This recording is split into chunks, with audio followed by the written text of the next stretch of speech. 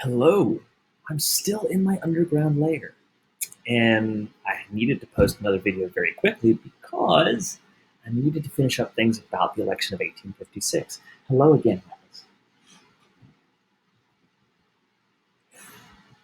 So, here we are with the election map of 1856. So, let's talk about this.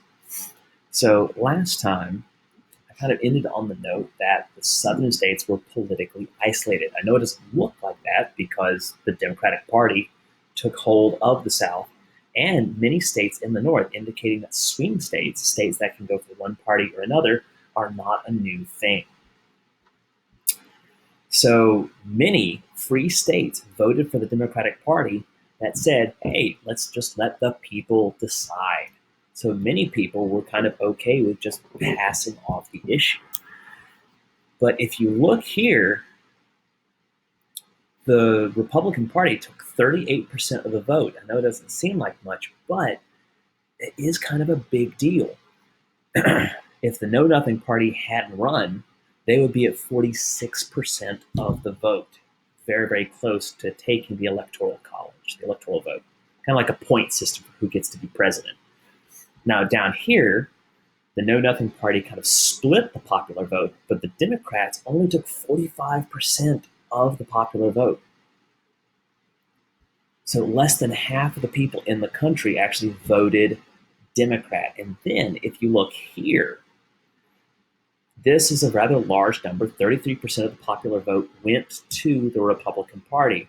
But one important fact that's not immediately obvious is like less than 1,000 people, say that again, less than 1,000 people in these southern states right here, Tennessee, Alabama, Georgia, those areas, less than 1,000 people voted Republican, meaning that Republicans had a decent shot of winning the presidency without taking a single southern state. That made a lot of Southerners very, very nervous. And not without good reason, right? Because if you can carry an election without winning a single southern state, you're going to feel upset and oppressed that a candidate who nobody you knew supported somehow wins. Kind of a problem that goes along today, but we'll see. As we keep moving, along, we already know that James Buchanan won the presidency. So he is now the president of the United States from 1856 to 1860. So now Bleeding Kansas is in full swing.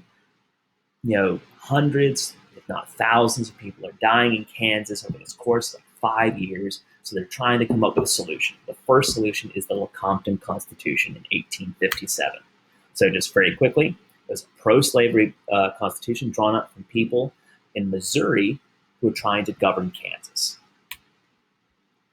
Let me just move me. There we go. Much more comfortable. So anti-slavery settlers refused to recognize the Constitution, and they created their own government in Kansas in a town called Topeka, which currently is the capital of Kansas. So, the response from the federal government, President Pierce did nothing about it as he was leaving office.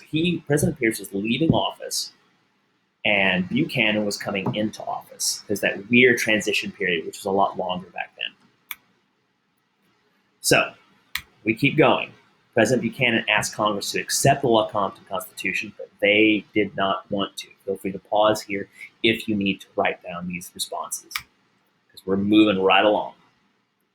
So Congress rejected the Constitution, however, and instead, over time, they drafted their own Constitution, which then eventually declared Kansas to be a free territory. But by the time they finally decided that it was going to be a free territory, we'd already gotten to the election of 1860, and South Carolina had already voted to secede. And we're going to get to that story very, very soon. Before we get to that, though, we're going to be talking about Dred Scott, but that's going to have to wait until next time. So, hope you enjoyed a nice double dose of history for today. Please tune in again. Thank you.